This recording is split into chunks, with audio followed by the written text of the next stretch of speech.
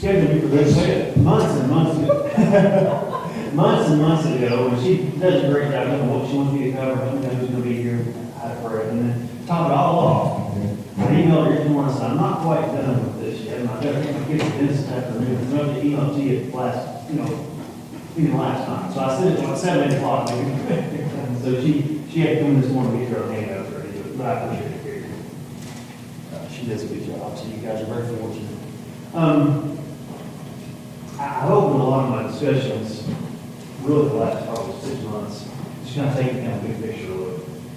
And this is the nearby feeder cattle future contract. So I'll kind of tell folks that feeder don't work out pulse, this is it. This is what 750 pound feeder steers you kind of settle for out in hard cattle country. So the central part of the U.S.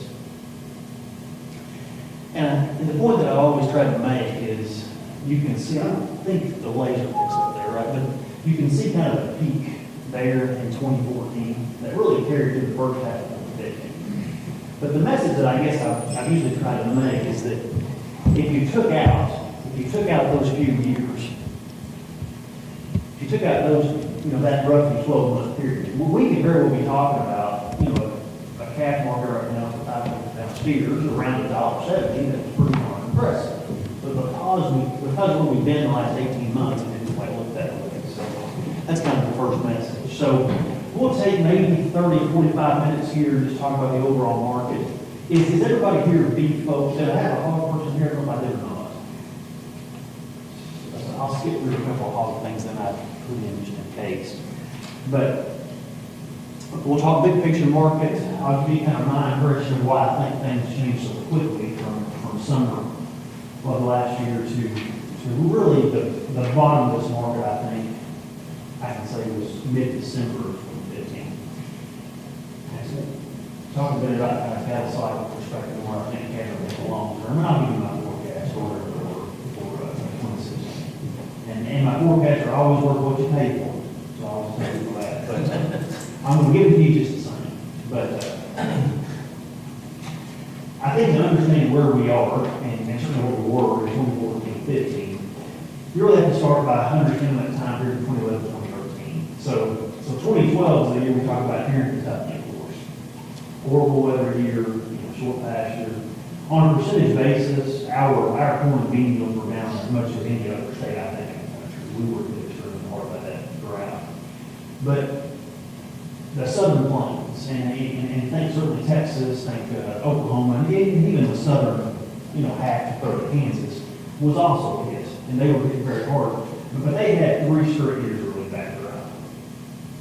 So because of that, and because that was such a big area, a lot of those cow-calf operators, those ranchers out there, had there been green pasture anywhere nearby, no doubt some of those cattle would have moved either by the producer or simply been sold to another producer.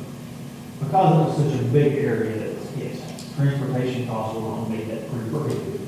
And at the same time, we had pretty good cow prices too. So a lot of those folks had a roost size number big time. So the cow numbers certainly got very low. We've heard people say that Canada is one of the lowest beef herds since about 1952, and that's true. But what a lot of folks didn't talk about is how it impacted the age of the cow herd. So you kind of put yourself in the shoes of a rancher who's got to reduce herd size. If you had to reduce your herd size by, say, 15%, are you going to tend to get rid of older cows or younger cows? You're probably going to tend to get rid of your older cows, right? And that's what a lot of folks did.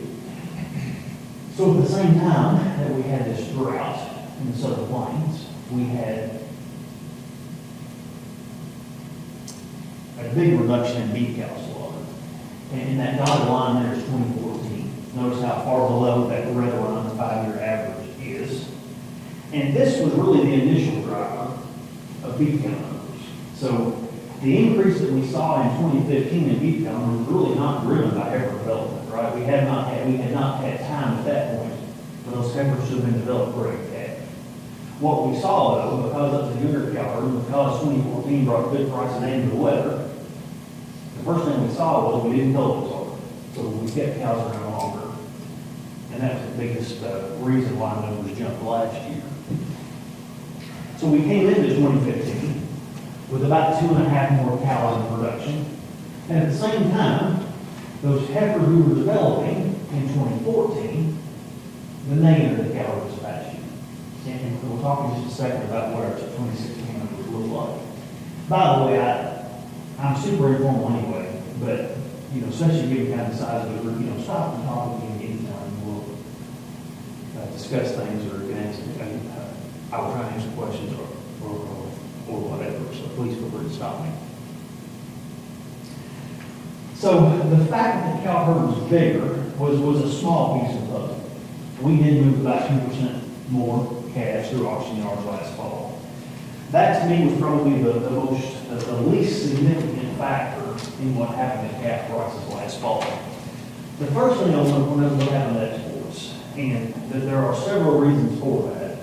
The first is simply the fact that we have gotten beef prices very high, okay? and that had an impact on the export levels. There was some issues with trade, some issues with some of the countries' economies that we export to. The big one though was the U.S. dollar, and cattle in particular, and beef in particular, are fairly price sensitive. If you think of the three main meats that Americans eat, beef is hands down most expensive, right?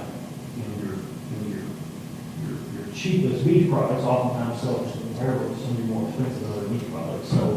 So beef is typically pretty normal to substitution. And a weak U.S. dollar is really, it's just a price change for other countries. You know, if I'm in Mexico or Canada and I'm looking at importing U.S. beef, the exchange rate really just adjusts the price. It takes more of my Canadian dollars for U.S. dollars, or more of my pesos, more pesos for U.S. dollars. So that was the first thing that happened. Now, ironically, beef production was virtually unchanged in 2015. That's exactly where it was in 2014. But we did see more imports and more exports, more imports and fewer exports relative to the U.S. dollar. One encouraging thing, and these numbers run about 6 to 8 weeks behind, so I don't even have December yet, but if you kind of notice from the blue line of 2015, from September up to November, notice we did see a pretty nice rally, and the preliminary reports from December and even January are that beef exports has continued to look better than they did for a good chunk of 2015, so that's certainly encouraging. But they were down from the year about 13% when the dust settles look that look like, I think. The other thing to really understand is that everything really aligned for pretty much all the meats in 2014. So here's an example. You notice kind of where that peak is there in the hog market. This is Eastern Formula hog price. It's the closest thing I have to a competitive price series on hogs. Okay? You notice where that peak is. It's about the same time that we saw that peak in beef cattle as well. Okay? And even poultry did something kind of similar for those larger integrators. So all the species had a very good year in 2014. And no surprise, all of them wanted to grow. The breeding herd, in terms of the hog numbers, certainly grew, and hog slaughter was up. Now, the thing, though, I think is worth noting is that while all the meats got a pretty strong expansion cycle in 2014, and they all did start to expand, the pace at which they can do that's very different, right? So of the three meats, pork, beef, and chicken, who can expand the fastest? Chicken. Hands down, right? And then pork, and then beef. So I joke all the time, we can track pork production, poultry production in weeks, pork in months, and beef in years. But that, I think, really was kind of the message, I think, for the bulk of the year. So we saw increased production in our other species because they simply could grow production quicker. I'll start with pork. Pork production was up 7% in 2015, which is really just short of 9 bucks. I don't remember a single year when we saw a bigger production increase, but we just responded very logically to what we saw in 2014. So hog numbers were up, productivity as well. We actually saw a slight increase in pork exports. And pork has really kind of been the species carrying the water in terms of trade force for several years. The other thing though to know is that you can't compare these numbers directly. So, rule of thumb, we export about 20% of the pork we produce in the U.S. in a typical year. Okay? So in other words, Where's the majority of the pork go? it goes a lot of places. A lot of it goes over those to Asia. We do send some, of course, more to the south to Mexico and Canada, more to Canada and Mexico. Quite a bit though goes to Japan, and we even do get some pork in China. You know, I was in Tokyo, Japan, and I was really surprised at the meat counters in their stores, and there was all kinds of American beef in there. In Japan? Yeah. I was shocked, and they have all kinds of taste things where they cook it, you know, kind of like one of the sandwiches, but I mean, they got all kinds of people doing it. But man, the prices, week. And so like $20 a pound and stuff like that, crazy. So I don't know how they buy it. We need chicken. I need chicken. Here's something else along the same lines that's kind of people can think about it before, maybe this can think about it, is we do that when there's actually a pretty significant tariff on U.S. imports into Japan. And have you heard of the Trans-Pacific Partnership that's been talked about now for years and years? Yes. You know, one of the things that would do, and I think eventually will pass, is going to open up that market more and lower some of those tariffs. So part of the reason why it's so expensive there is certainly price levels here, transportation costs and all that, but it's also because there is a tariff in those. Right? There's a what? Like a tax. Okay. There's almost a tax on U.S. beef that comes into Japan, right? Which has to be passed We do on. the same thing to them on some of their products. Sure. And part of the agreement, honestly, is to try and lower some of those trade barriers, right? But, you know, one of the positives from the Trans-Pacific Partnership will be that we'll hopefully have more freer access to certainly Japan for beef products, and then I also think dairy products in Canada will be too big for this facility. So, importantly, and they like it, which is good. But a 7% production increase like that, because we export about 20% of our beef, you understand that to absorb a 7% increase in production, we really need to export about 35% more pork. So understand those numbers are not comparable. What I'm saying is there was a whole lot more pork on the market. Okay? More than 6% more in total. Broiler's a similar story. Lots of economists joke that there's 3 certainties in life. Death and taxes are the 2 we always talk about. The third one is 2 or 3% more broilers every year. But even for the broiler markets, you know, this was a pretty sizable increase. We saw a 4% growth in broiler production. And poultry was a little bit different in that their exports were down. So we saw 4% more production, exports off by about 12%.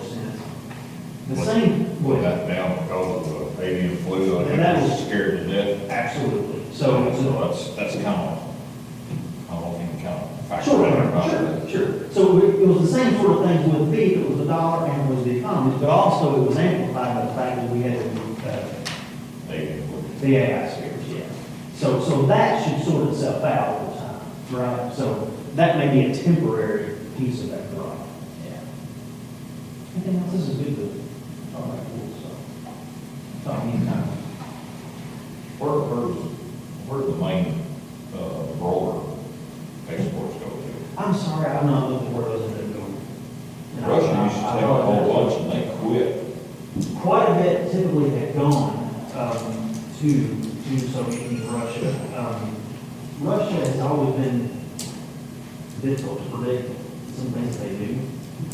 They got mad at us over something, I hope they should.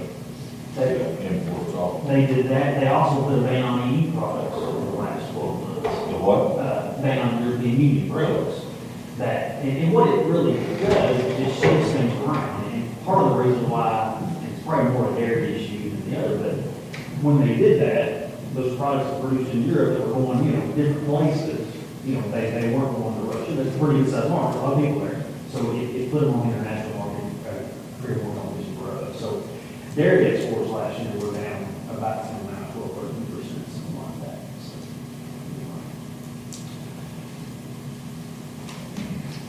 So in addition to the fact that the cattle crop was there, and we have a whole lot more pork and poultry out there.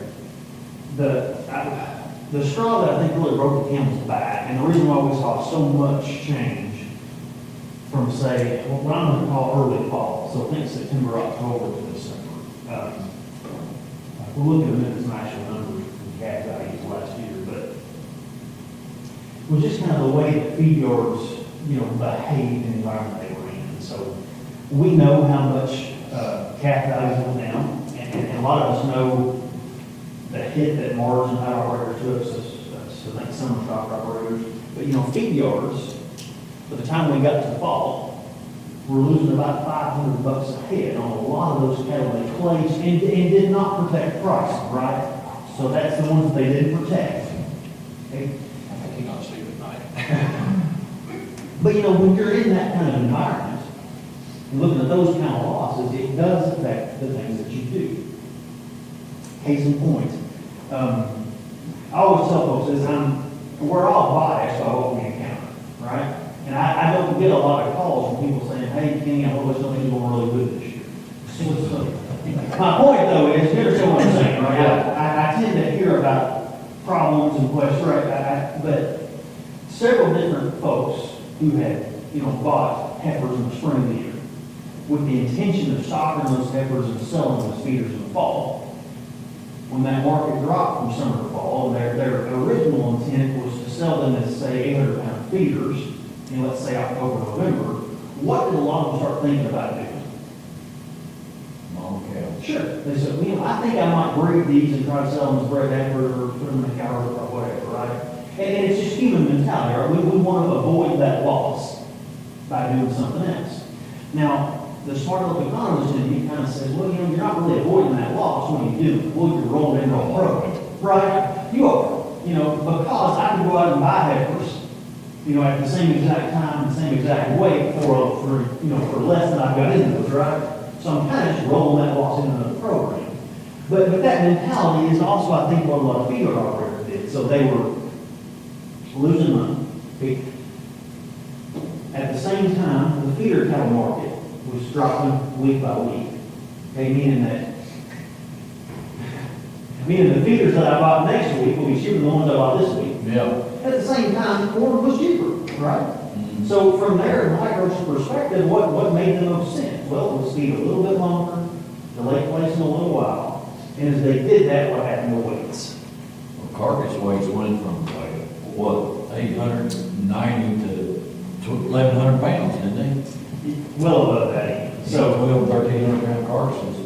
The peak you can kind of see, and I keep wanting to use mine. So the peak you can kind of see here early October. Yeah. Okay, that's a carcass weight, and I can't do it in my head, but a 930 pound carcass weight is, I think, somewhere in the ballpark of 1,500 pound live animal. Well, 919 last week was a 1,478 pound steer. So we're close. So, We're close. Yeah, I sold one. I got 60 more just like it. One at a time. I'm proud of it. So, But 59 of them still eat. You used to call it? Smart little brain guys. I got some cheap corn. I bet. So this to me was kind of the final piece of the puzzle. And I think this is what sent us even another level lower in the fourth quarter. Well, now it's gonna be a while before that starts coming down very fast, isn't it? We still got, On places. it's not so much the total number of cattle on feed, it's more, in fact, I kind of skipped it. So this needs to be, so we'll know a little bit more about this here in, yes. Was last week, wasn't it? Yeah. Placements were. It looked like at 102%. But, so 2% more Right. out there. Okay, Right. but that makes sense given the size of the calf of 2014, right? Okay. This is the other piece of it though, Tim, is the number of cattle that have been on feed longer, right? So in other words, a larger proportion of that total on feed number is what I like to call closer to a knife. That make sense? Mm-hmm. So we're gonna have to work through those probably first quarter this year. So that, it's actually getting better, and weights are coming down, although 920, So what you're just saying, I don't understand. You're saying they're still working through the heavy cargo stuff even now? now weights are coming down slowly, but yes, we've still got a lot of heavy cattle on the feed. The calves that we bought for $2.60 a pound in April are still on feed. Yeah. And, you know, you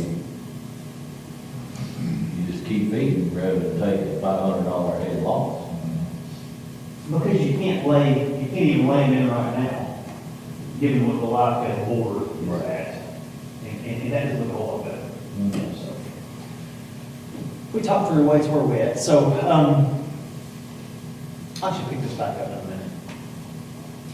But the other thing that I think we really got to keep in mind, and part of the reason why I framed it in the beginning like I did, kind of a long-term historical price, and I guess I kind of would ask you guys this question, and there's nothing wrong with you not having the same response as me, but you know, look at where this calf market is now, and we're down close to $1 from where we were a year ago, right? Per pound. But you know, do you think the average cow-calf operator is covering their costs in this calf market? The answer is probably so. Now, you may not feel that way because those calves are worth, you know. $1, 10 Yeah, cents less. yeah, so $300 less per head than they were worth a year ago. Maybe 500 Almost. at $1.00. Depends on the weight, right? I think it's more than $100 with premium calves. Yeah, well, it may be. Whatever it is, though, it's very different, right? Oh, yeah. But Still should be profitable. a calf market in the dollars, you know, a 550-pound calf market in the $1.60s. Yeah. Honestly, most of us can probably cover the cost of that. And if that's the case, and if weather cooperates, what's the industry going to do? Probably still going to grow.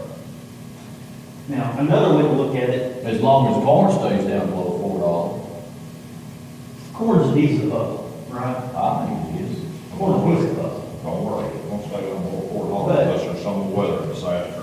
And of course, corn impacts the value of calves, right? It doesn't impact most cow-calf operators' costs, right? Right. So it affects what their calves are worth.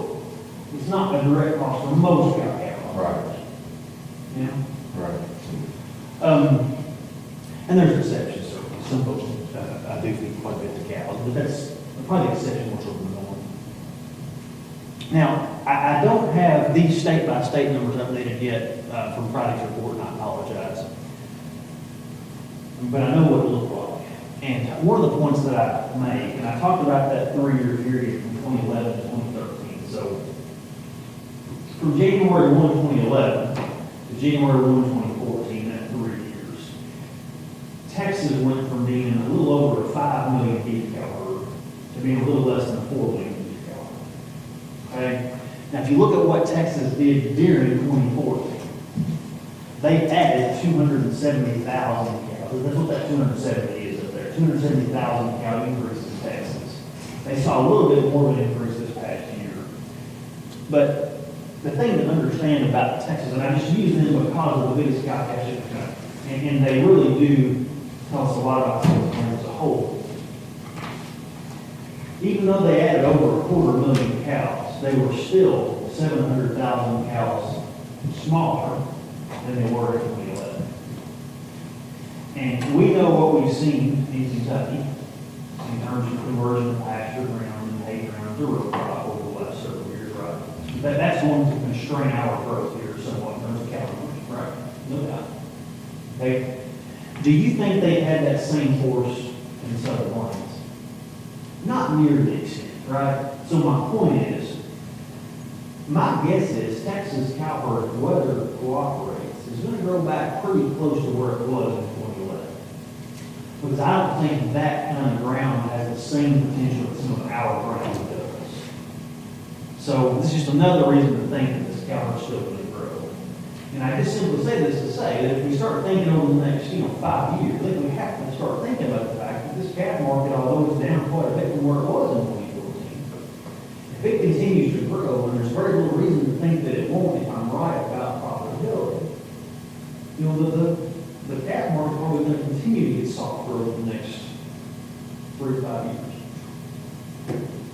Now, whether wild cards will fall that, of course, but do you agree with my logic? What do you think's gonna happen to all the land like here in Kentucky, Oklahoma, Missouri, the marginal ground that got put into crops? What's gonna happen to it? You know, Because it's, I've already heard guys that way where they let leases go. And I know there's landlords that can't find anybody to even take it, that kind of thing. Of course, the landlords want way too much money, they don't understand. right, and, you know, the economics have changed so much. And, What's gonna happen? so great question. So, a lot of people say, we'll just go back in the pasture. Well, they're not gonna build a fence. I don't think it will. So some will, but if you really look at what happened, the majority of the cases, they pulled those fences up, right? And of course, I know kind of from my neighborhood, and I live just south of West, okay? So I'm not anywhere near in the kind of granite where you are. But I can tell you at the time, a lot of those fences that were pulled were in bad shape anyway, right? So they were being patched and patched and patched. So it didn't seem like a big loss at the time. But now you start thinking about putting those fences back in, and I mean, custom operators for high tensile, I'm guessing you would pay between $3 and $4 a foot probably if they were on that. And if you did it yourself, you're still gonna have at least half of that in addition cost plus your time, right? So I mean, you know, it's a big expense. And I've not even talked yet about, is there still water available?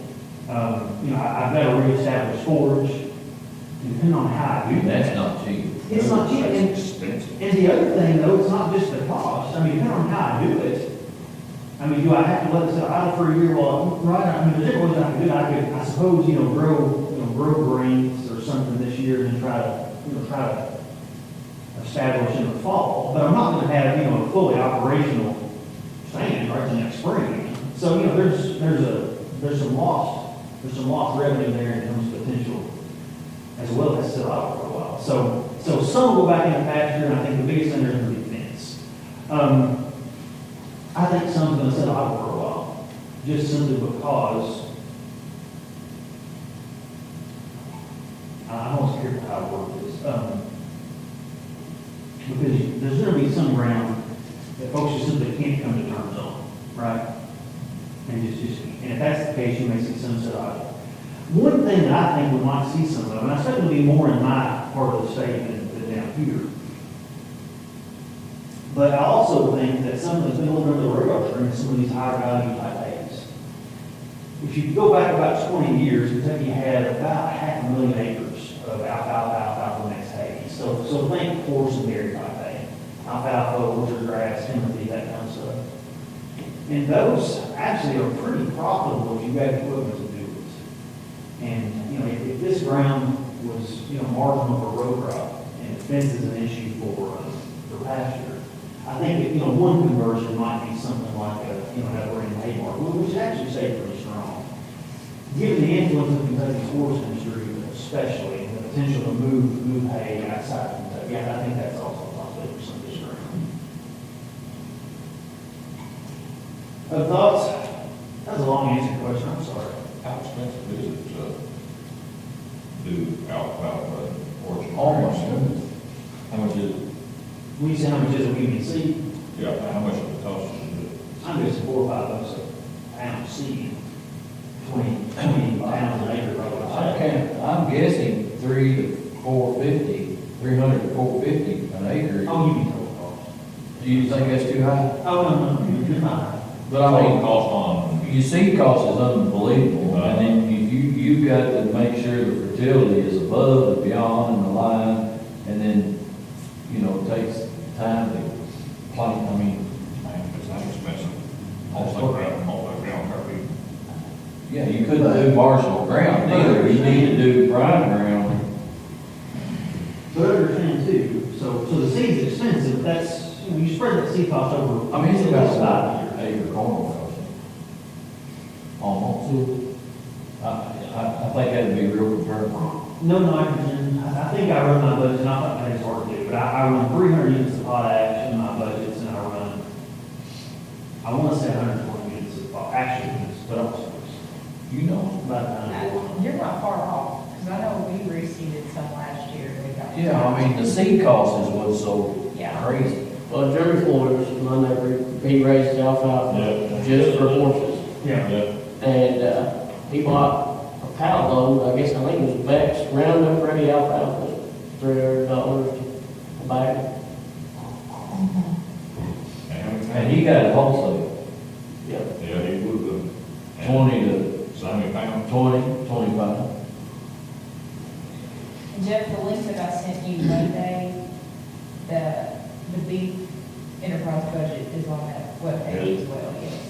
Yeah, there's not five of those there too, yeah. Understand too, we're talking about cost side, right? We've not talked about equipment yet, which is big. Right. But in terms of revenue, also understand that, you know, your alfalfa, the mixed hay deal should be on the low end 4, on the upper end 7 or 8 tons, right? And a lot of those folks are moving that hay for $150 to $200 a ton. It's just a square meal mark for, it's typically square mark for horses, but, you know, there's the revenue side too, so, anyway. And forage improvement projects too, they do fall under cost share. So Do what see that forage improvement programs fall under cost share. So see like clover and alfalfa and all that orchard grass, it can be cost If share. you see to the soil test and fertilize the soil test. If y'all want to do it, I can get into the board mark with their office. I mean, Jeremy's been super successful. They just has, I knew his dad, I mean, they farm our ground, so, his family's like my family. But anyway, I watched him when I was a little bitty, he used to help him. He started with a 1 baler and a 1066 loaded by hand. Now he's running 2 balers, 2 accumulators. The spray, he's spraying, shooting spray on the alfalfa to keep it from molding. He runs huge rakes, high dollar rakes and cutters and telehandler to load it, and he's loaded on semis. You can just square metal outside. Yeah, and it's going to Florida. A lot of that, it was blows my mind, because, you know, whatever the market value here, I mean, he's not cheap at transport at all. Like $15 a barrel down there, alfalfa. So, it's just not good, so. We know Rocky do. Works at the horse tracks on his burger, and he's always talking about how people pay for good alfalfa hay, it just makes me, I can't believe it. We're in the wrong business, aren't we? He got my 100 acres of it too. Here's another way to look at it too. So just think about hay in general, okay? So the national hay market, if you look at what's happened, the national hay market has actually come down over the last couple of years. Why? Cal numbers? No. It's simpler than that. Too much work. No, simpler than that, I think, all right? So let's go to California, all right? There's a lot of alfalfa producers in California. What drives the value of alfalfa in California? Who's buying it? One horse owners. Not really. There's some of them. I know. What do they have a lot of in California that eats alfalfa? Dairy. Dairy. Okay? Oh, them are moving out of California. There's still a bunch there. There's still ones there, but they're moving pretty quick. A lot of them going to North Dakota. My point though, is that if I'm a dairy operator, alfalfa hay is a piece of a ration for me, right? So as the price of other feeds like corn comes down, the feed value of alfalfa goes down with it, right? Okay? The upper end hay market in Kentucky is driven by what? It ain't there. That's horses. And they're not as concerned about the nutrient value, right? Corn and bean meal is not an option. Got to look, got to look good. It has to look good, Don't know what protein. has to test well, has to be easy to handle, right? Am I close? Oh, yeah, they're super picky. I've heard him talk, he's told me about it, he said, one little thing of mold, that's where he puts that And they spray hate on it, testing. and it's going. They hate this. Yeah. Orchard grass and alfalfa. Anyway, sidebar. So the January 2016 numbers came out on Friday. The two things I guess I point to first, it's actually about 3.5% increase in beef count numbers. And that caught folks off guard. I had been calling for about 2% increase in beef count numbers, came in at 3.5. What you didn't know unless you kind of read the whole thing was, what they also did, they went back and they adjusted the previous year down. So when they adjusted 2015 down, and I forget the like by a little over percent, okay? So the change they're saying is about 3.5, but the cow number is really about 2% above what we thought it was last year, if that makes sense. Okay, so it still needs more out there, that's understanding. But that's a little bit inflated because of that adjustment on 2015 numbers. The heifer development number was at 3%. Rule of thumb I use, it takes about a 6.5% increase in heifer development, translating into a 1% increase in beef count, right? Because we typically do about 15% replacement rate, something like that. So a 1% increase in beef count numbers, typically you need about a 6.5% increase in heifer development. So that's kind of a rule of thumb there. So as I start thinking about what we're going to see in the future, I think we're going to see the cow herd grow at a slow pace in 2016 and probably 2017 and us and kids. I'll skip a couple of things here and move on to the nuts and bolts. So wrestling with this, I think we're going to see our first actual increase in beef production this year, and it'll be about 4%. If I was giving you some planning prices, here's what I would tell you that I would look for. And I always kind of base things off 150-pound steers. So if I'm a cow-calf operator selling 550 steers, I like them this spring in a range of about 170 or 190 state average, which is probably about, if the center there would be my point forecast at 180. That's probably only about a dime above where they are right now. Okay? Now, I can certainly be wrong about that. Also know, though, that even if I'm right, there's a huge range in what calves bring. Lot size, quality, where they are. So if the state average is $1.80 a pound, you'll see some really good large groups of 5-wood steers move for $2 or better, probably, right? There's that much variation in these markets. Also, based on where I think the board is looking beyond 2015, I would basically pull that calf market and fall down about $20 a hundred. So You're talking fall, late September, October, November? Good question, Tim. So when I talk about fall, I'm typically thinking about mid-October. And the reason being, I think about just kind of typical weaning time for a spring calf. Knowing that varies, right? Right. So that kind of gives you an idea. So nothing says I'll be right, and I'll just tell you the truth. If I do this again next week somewhere, I may adjust them next week based on what the market does. But if I was giving you my forecast right now, that's what I'd take. Another comment that's kind of worth thinking about. You understand that.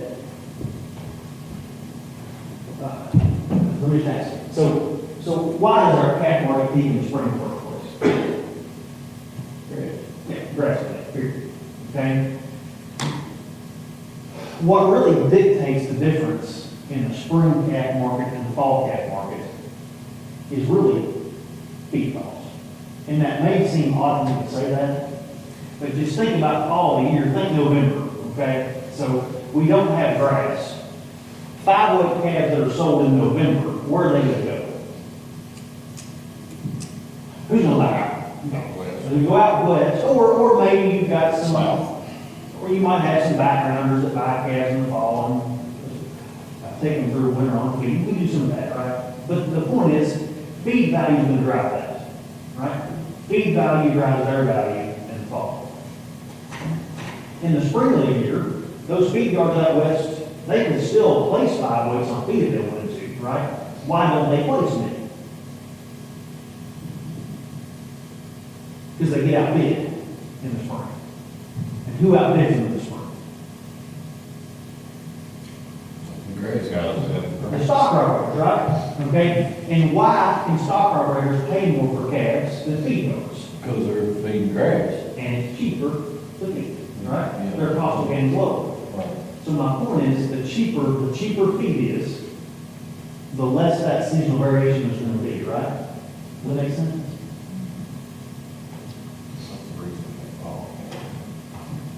the main reason to have fall calves is a much better market in spring than most.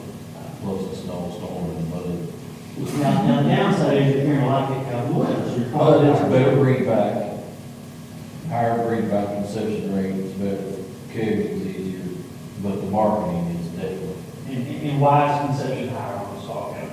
temperatures, Temperatures when you're breeding. so you're not breeding on hot fescue.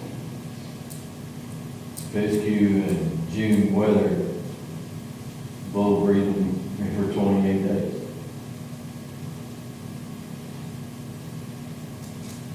Any questions to this? Maybe useful. So there's my hog price forecast I look at. We don't give. All right, good enough. 60s, Good enough. Yes, so for what it's worth, look at decent. it's my call for this year. We didn't break 80 last summer. I think we got a 50% do this summer, so we'll see. It'll be August if we do, I think. I won't go into this. This is kind of where I'm going to stop, but I'll mention quickly to kind of set up where we're going. But a couple observations that I guess I've made. First of all, the kind of market that we had in 2014 and most of 2015, it covered up a lot of mistakes. And that's just a fact. You know, All my mistakes. when calves are selling more than $2 a pound, you know, all you really got to do. I mean, it was a year, you go up to the Monday auction every Monday, and for over a year, you know, you write the price down for each class of calves. Yeah. There was nothing ever under $202. Exactly. Nothing under $2. Now I know what it's over. Yeah. I hear you. It didn't matter what. And there were several threes Sure. on 200, 300. Lots of, yeah. So my point is, you know, you didn't have to be good to make money, It was unbelievable. right? You didn't. If you were a cow calf guy. Right. But even if you were a stock operator in 2014, right? You were buying calves in spring 2014 and you were selling feeders oftentimes for a higher price per pound than you bought calves. That's because we was a long time before it went the other way. It did go the other way. They always sell higher than you was buying. So Casey, well, it was hard to lose money. Yeah. Can't tell But it's you. not going to be the case in the future. The other thing a lot of folks did, and I've seen this before, but never as bad as I saw it in 2014. But a lot of folks kind of had this mentality that, you know, if the market's this high, Why we ain't just selling green off the cow? if they're paying that exactly, if they're that, I really don't mean to. But you know, I'm not the only one that did it. I mean, Well, I know some big cattle operators. I got a friend, Lots of people were doing it, and he sold hunters like that. we had guys that done it all their lives that quit doing it and said, well, why wait for the CPA sale when I can sell them Monday without doing anything? And so breeding calves is one, cutting bulls is another one I saw people not do as much of. And then you said something I didn't even think about mentioning tonight. But, you know, a lot of folks also that might have weaned calves and sold them at pre-condition sale chose not to do it. And it was more, I think, fear of the market dropping between weaning time and sale, right? And Well, they couldn't justify weaning pens, feed costs. Remember, feed costs was up it was there. higher, I'll give you that. But at the same time, the returns were largely there. Yeah. I think it was more that there was so much money sitting there right then, it was hard not to take. And I understand your capital, right? But I could take that same logic and say, well, what if I just wean, 45 days earlier and then sell calves at 400 about 50. Right. My point is, you've always got the risk out there. And I actually thought that a lot of producers were more risk averse in the higher market than they were in the lower markets. I'm going to skip the second one.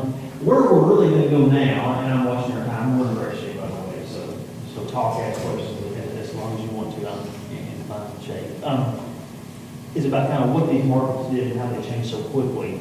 And we're going to talk about futures and options, and how that might be something you think about. Now, you've been to one of these before, I know. Have the rest of you been to a few not trained so we can shoot feeder cattle? No, no, figure it out. All right, so we'll do that. I'll load up my